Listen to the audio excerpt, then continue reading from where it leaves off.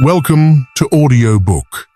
Today we present Secrets in the Snow by Jefferson Farjeon, a classic mystery where isolation, chance, and hidden motives collide in a frozen landscape.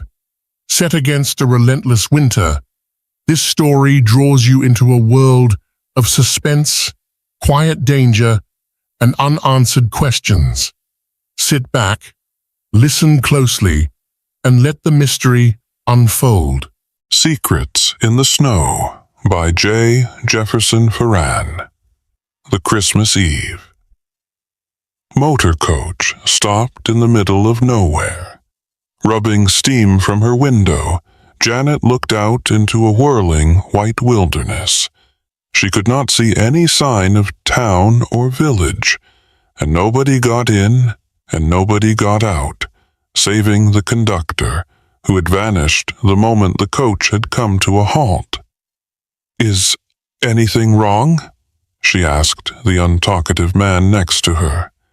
For 2 hours, this man had taken no advantage of the fact that, at a season of easy comradeship, he had been sitting beside an exceptionally pretty girl. "Don't know. Can't say," he answered shortly. "I'm betting it's a jolly old snowdrift," exclaimed the more loquacious young man in the seat behind. He had been doing his best to cheer a woman with a toothache and had failed signally. "Any takers?"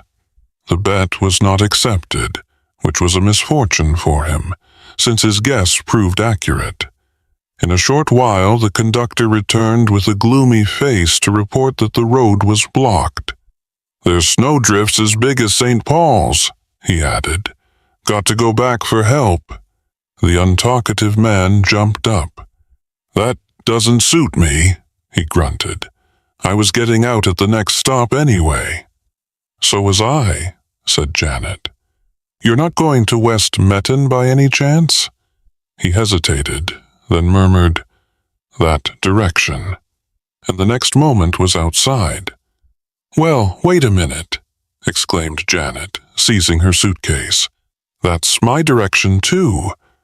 To her surprise, the loquacious passenger interposed. "I say, I wouldn't really," he urged, thrusting out his foot. "Why not?" she demanded, frowning at him. "Why not?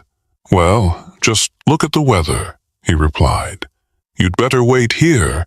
You'd never do it." "Thanks, but I've got a house party on," she retorted. "And I mean to do it. Do you mind moving your foot, or I'll lose my guide?" She stepped over the impeding boot, and a couple of seconds later was out in the blinding snow. For an instant, as the cold caught her and the flakes flung themselves into her face, she wondered whether the loquacious young man's advice had not been sound. Still, sound or not, she was not going back, and she plunged forward after a dim figure that was rapidly becoming obliterated. The figure moved as quickly as she, and it was not until she had increased her pace that she caught it up in a narrow lane. "You are in a hurry," she cried breathlessly.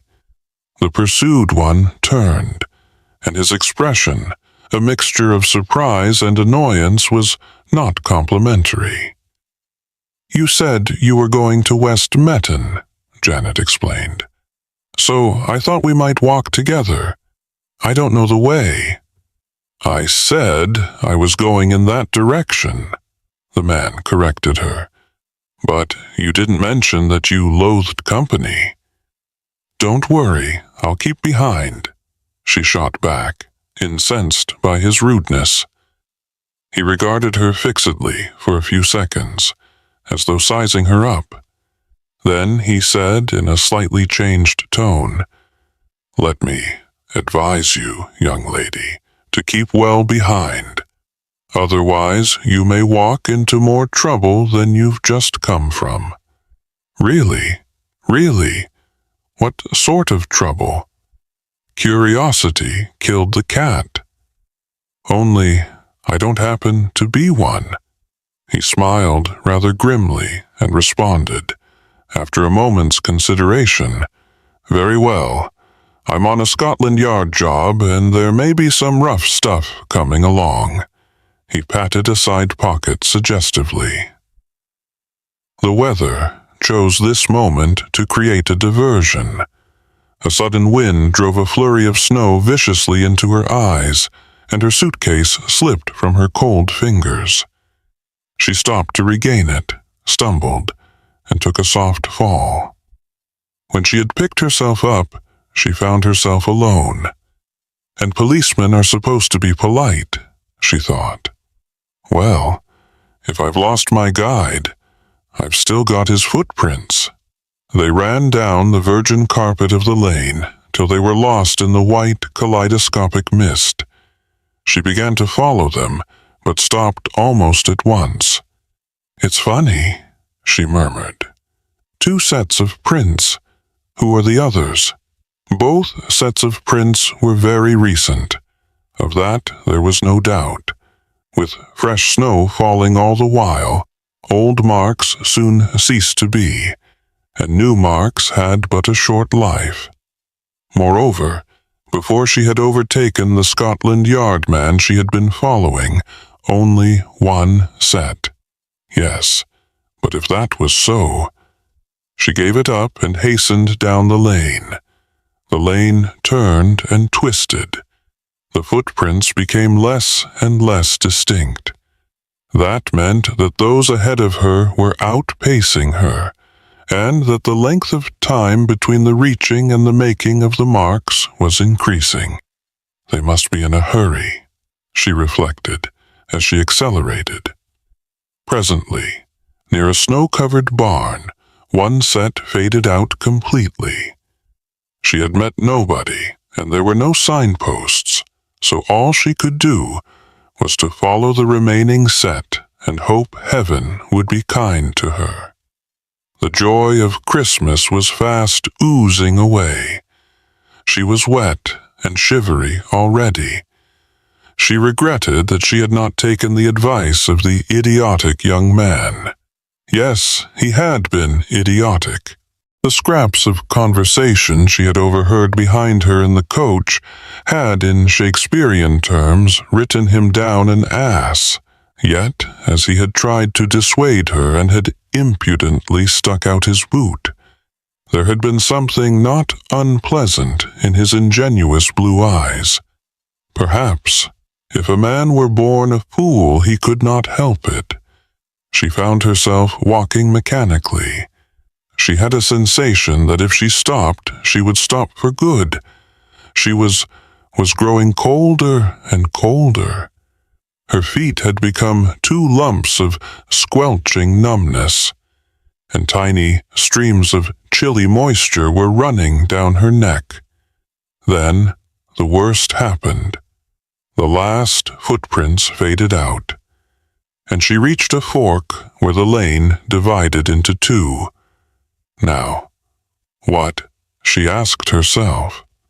She tossed up in her mind, heads right. Tails left the imaginary coin came down. Heads, and she took the right hand. Fork, walking became increasingly difficult. The lane narrowed to a snow-clothed track, once avoiding a big white mound. She trod deeply and sprawled into a ditch. Rose spluttering, rescued her suitcase and wondered whether to turn back. But now the blessed miracle for which he had prayed occurred a little way ahead, its roof just visible. Behind a high hedge was a cottage.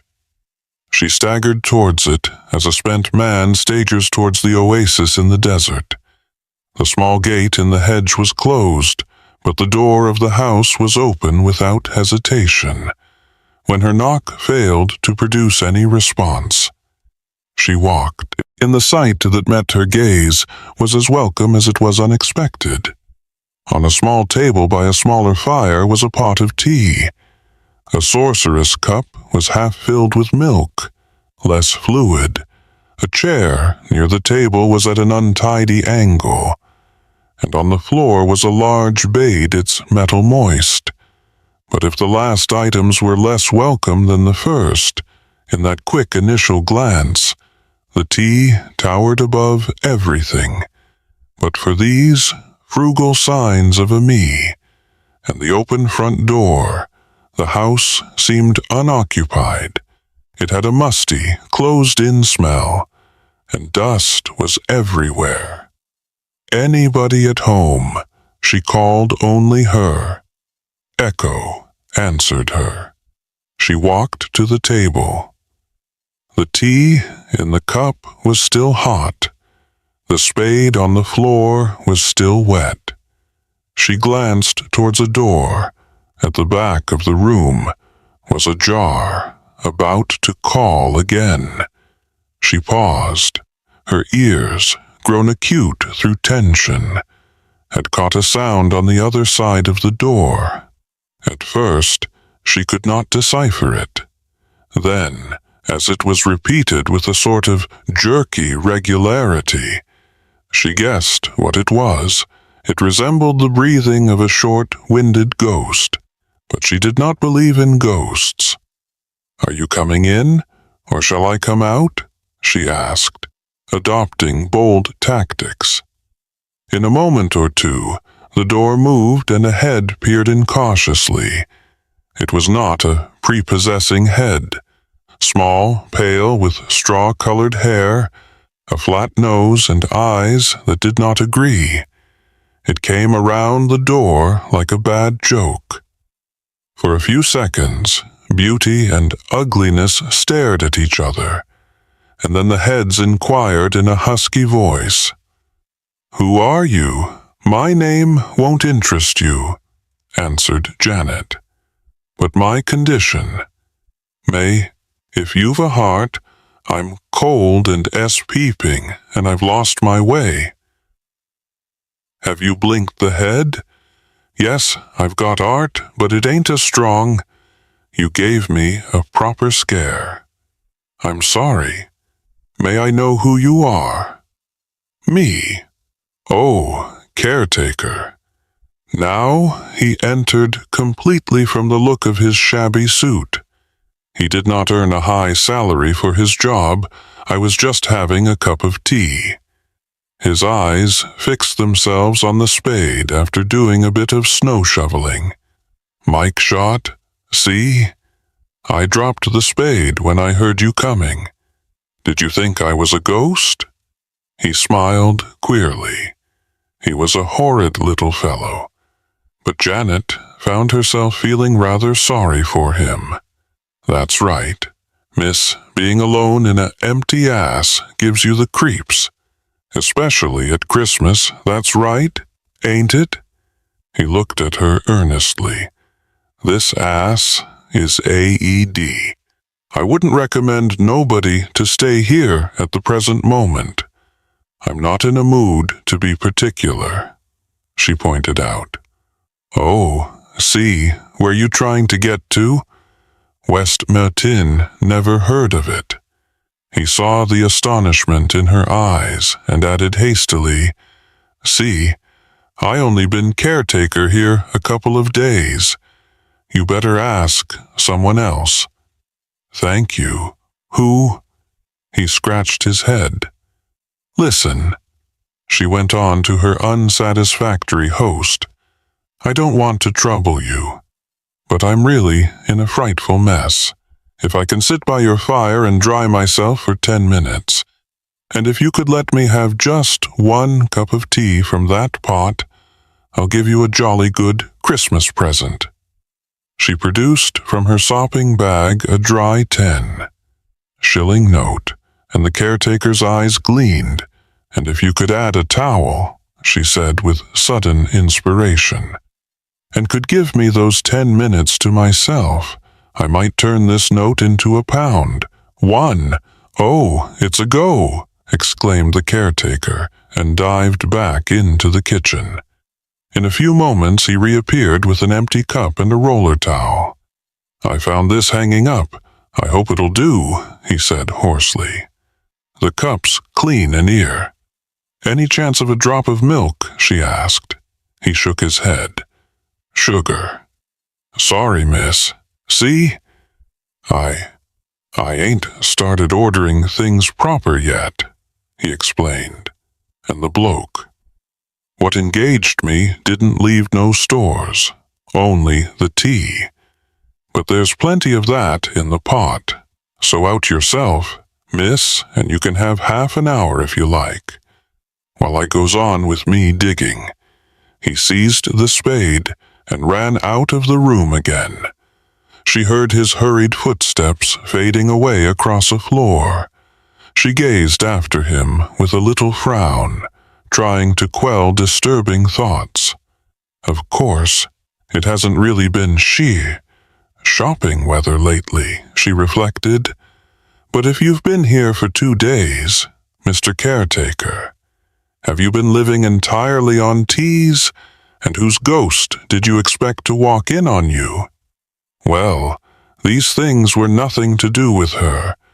Her own concern was to make good use of this half hour, and she proceeded to do so very thoroughly.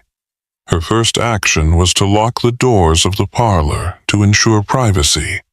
Then she drew a blue check curtain across the window. The pale, subdued light gave her a comforting sense of peace, and the little fire coming into its own added to her pleasure.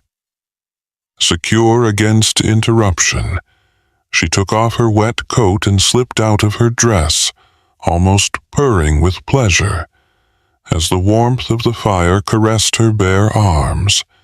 This is the moment for that tea. She thought she filled the empty cup, then sipped gingerly, minus milk. The tea was still too hot to go somewhere outside. She believed she heard the sound of shoveling, but she could not be sure. Where was he, at the back or front drawn? By idle curiosity, she began to move towards the window, but retreated quickly as her shadow fell upon the blue check curtain. She heard soft steps outside. He was in the front. "Well, I hope he's enjoying himself," she murmured. "It isn't my idea of fun in her retreat." She had nearly stumbled over her suitcase on the floor, and the incident gave her a new idea, or elaborated a previous one. She opened the case, and after removing a top layer of gifts destined for sundry folk at West Malone, if she ever reached them, she unpacked a complete change of lingerie. Then she stripped life, growing better and better, as she shared each damp garment. Naked, she laughed. The outrageous absurdity of her position swept over her, and she wondered what the absent house owner would have thought had he known of the use that was being made of his paror. Would he have been amused or indignant, pleased or annoyed? Well, he would never know. So why worry? She laughed again, then suddenly stood rigid. A sound she could not or would not interpret had broken. The velvet silence outside and frozen her laughter. She remained motionless, waiting for its repetition, when it was not repeated, and the only sound she could hear was the beating of her heart. She began diving into her clothes with desperate speed, striving to comfort herself as she dressed. Of course it wasn't. She thought it was an owl hooting, or some animal or other, or, yes, the whistle of a distant chain. That silly idiot talking about his precious ghost. He's given me the gym jams redressed. She unlocked the back door with definite distaste and called into the dim kitchen. "Are you in there?" As once before, her echo answered her. But this time it was a particularly unpleasant echo, repeating her question with ironic derision. Then she unlocked the front door and looked out into the gloaming dusk had come abruptly. It was a dusk choked with thick flakes. For a short space, she could see nothing but the snow falling as relentlessly as ever, and drowning the world beneath its dull white monotone. But presently, as she stared, shapes and outlines grew, and she made out the laden trees, the muffled bushes, and the boundary hedge. What she did not see was the little flat-noosed, pale-faced caretaker. Her mind, Fred Nervy, swinging inconsistently from one decision to another. I must find him. It ran, then recanted, why should I find him? I can just go. I expect I'll come across somebody somewhere who'll direct me. And of course it was an owl. No, Janet, you don't think that stop playing tricks with yourself. You know, you can't go yet. Why, you haven't even paid him. I could leave the note on the table, couldn't I? Yes, why not? You know very well. Why not? She had just decided to brave the elements, this time not on her own behalf, when a figure came round the angle of the wall.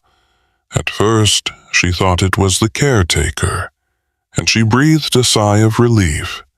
But then she realized that even the illusions of the snow could not have increased him to this size, and as the newcomer stopped abruptly and stared at her, she stared back in equal astonishment. It was the Scotland Yard detective. "Get back," he ordered sharply to ensure her obedience.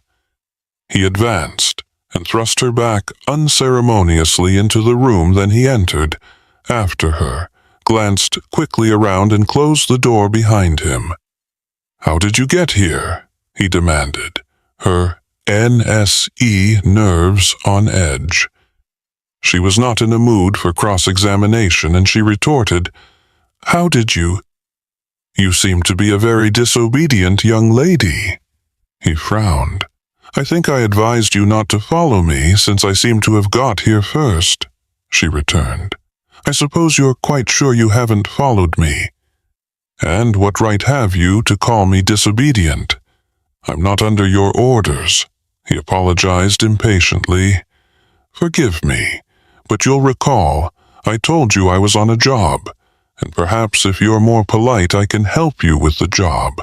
I beg your pardon, you heard me. Let's start fresh. A few minutes ago, somebody gave a cry out there." "Are you sure?" he asked, sufficiently. "Didn't you hear it? We'll have your story first, if you don't mind. When did you hear the cry? 4 or 5 minutes ago? I can't say exactly. But you didn't go out." She flushed slightly as she recalled the reason, but she did not give the reason. She answered simply, "No." "Are you alone in here?" "Don't you think," she suggested, "it would be quicker if I told you my story in my own words? Unless it would be an even better idea to go out first and look for the trouble. There was a caretaker here when I arrived. He went out while I was trying to get dry. He hasn't come back." The detective hesitated, then nodded. "You're right. Will you wait here? If you don't want me to come with you, it wouldn't help, and there's no need to put you into unnecessary danger. Where did the cry seem to come from? Which direction?" "The back. Thank you, stay in this parlor. Don't move out of it," he added with a faint smile. "You don't mind being obedient this time?" "I don't mind being sensible," she replied. "I don't call that obedience." He turned to the door but paused with his hand on the knob for a couple of hours. "You and I sat side by side without saying a word," he remarked. "Since then, We've got to know each other quite well." Then he left her. She returned to the fire and finished her tea, but the comfort had gone out of it, and she found herself starting at shadows and eyeing the doors apprehensively. It would have helped if the detective had a more appealing personality. She wanted the fiction brand. Apparently, there was nothing appealing in the real thing. Romance, sentiment, even common politeness were lacking. She almost preferred the quaint little horror who had gone out into the snow with his spade and not come back again. The minutes, dragged by a grandfather clock on the wall, should have ticked them away. But it had stopped like everything else. But the snow. She had stopped herself. She ought to be traveling to Westmalion, or moving about the gay and bustling house there, unpacking, chatting, laughing, or drinking tea with milk and sugar in it out of a delicate, expensive gut. Instead, she glanced around the musty, dusty parlor, now transferred from a sanctuary to a sort of prison. "I've had enough of this," she exclaimed, jumping up.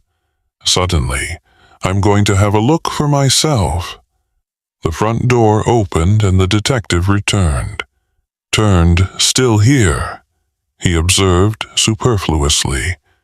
"Just," she answered. "Did you find anything?" He shook his head. Then, "What's your solution?" she asked. "Quite a simple one." "I imagine," he said. "Let me have the rest of your story." She gave it to him briefly. He listened without interruption. When she had finished, she recalled one point she had forgotten to mention. "This just one more thing, Sheed. If it's important, you remember. You left me rather hurriedly after I'd carted you up from the motor coach." "I recall it," he admitted. "After you left me, I found 2 sets of footprints. I'm practically sure that before then there had only been one head your own. What about yours, excluding mine?" Of course, he stared at the fire for a few moments, then said, "Yes, you're right, and the whole thing fits. So here is my side of the story. I told you I was on a job. Your so-called caretaker was the job. I came to this neighborhood to track him. He broke prison a few days ago and had been reported in this locality, just as you and I were talking in that lane. I spotted the fellow dashing by in effect. I've been chasing him ever since." "You mean he came here?" she exclaimed, obviously thinking himself safe. He lit a fire and made himself some tea. "Then you came in, gave him the shock of his life." "Probably. He thought you were me." He posed. As a caretaker, played his cards carefully, and as soon as he got a chance, hopped it. Naturally, he extended those 10 minutes to half an hour. It gave him longer for his getaway. "I see," replied Janet slowly. "Yes, of course. Only, what that cry, you probably tripped and banged his nose. You don't bang your nose in soft snow? I've tried it myself. You may bang it against something else, or imagine you're going to. And if he was making his getaway, why didn't he do it at once? I've told you, he had to pose as the caretaker first, and make quite sure you weren't suspicious. He didn't want you following him. You haven't got me," she corrected him. "What I meant was, why didn't he make his getaway as soon as he left me? The last time, how do you know he didn't? Because that cry didn't come till quite a while afterwards. I'd begun to get dry. had some tea, gone to the front door to listen to those steps outside, returned, unpacked some things from my case. I'm sure it was quite 7 or 8 minutes. I see your point, answered the detective. It's a good, was livid. What are you doing here?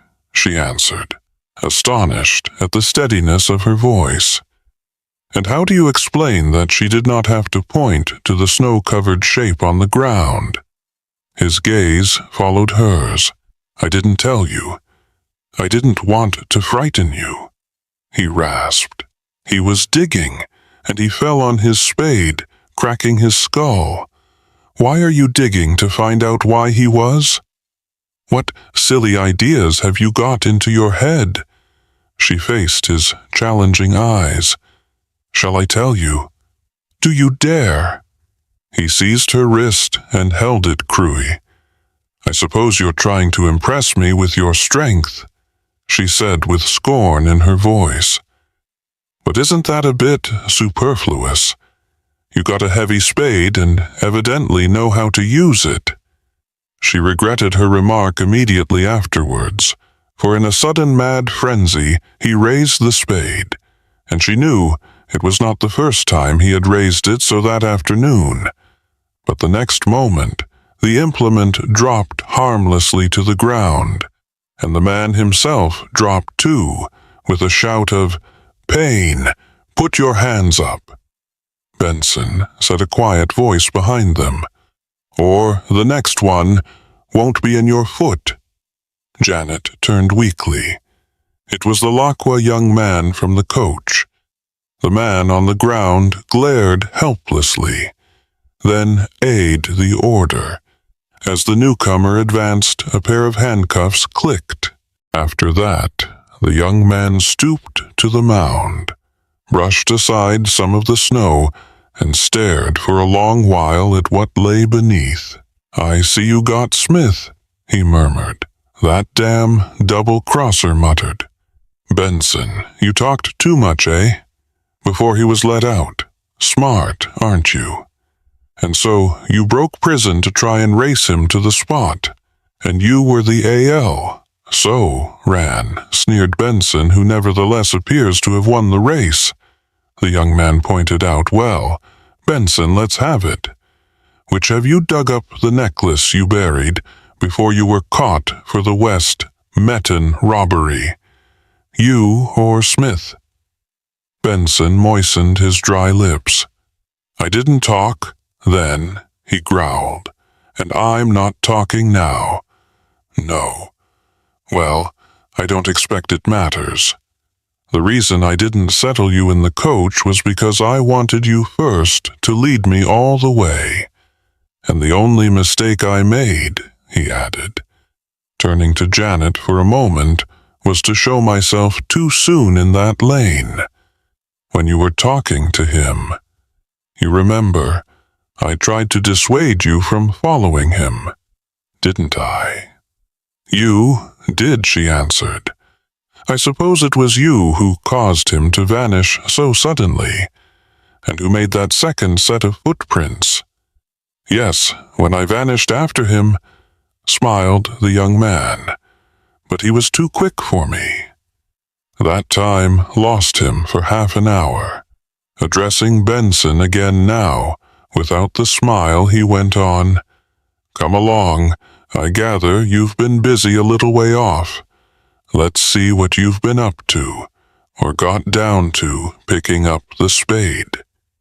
He forced the unwilling Benson to the spot where he had been digging. Janet followed them slowly, reaching them just as the young man gave an exclamation. He stooped and picked a long string of pearls from the snow. "Cleared earth. "May I have it, please?" she asked. The young man turned and stared at her.